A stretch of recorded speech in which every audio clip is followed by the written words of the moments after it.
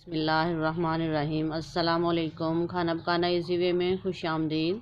आज हम बनाएंगे मज़ेदार प्याजी रायता, जिसके लिए हमें चीज़ें चाहिए: पुदीना, प्याज 1 अदद, सब्ज़ मिर्च 2 अदद और धनिया बारीक कटा हुआ थोड़ा सा ले लें। और जो हमारे पास ज़ीरा है उसको 1 चम्मच ले लें, आधा चम्मच ले लें, उसको हल्का सा भून लें।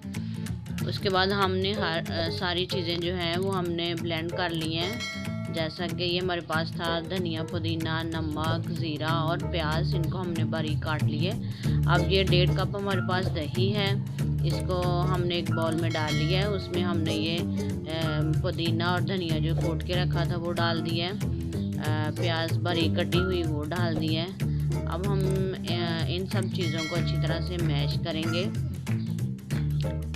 धनिया और पुदीना जो है इसको अच्छी तरह से आपने चम्मच की मदद से मैश करना है। ये हमने अब ज़ीरा डाल दिया जो हल्का सा हमने भुना हुआ है, वो इसके ऊपर डाल दिया है। जो बाकी प्याज बचा था वो डाल दिया है। चुटकी भर नमक था वो डाल दिया है। और इसको हल्के हल्के हाथ से आपने अच्छी तरह से मैश करना है। ये हमारा खूबसूरत रायता तैयार है। अगर आपको हमारी रेसिपी पसंद आई तो लाइक कीजिए, सब्सक्राइब कीजिए।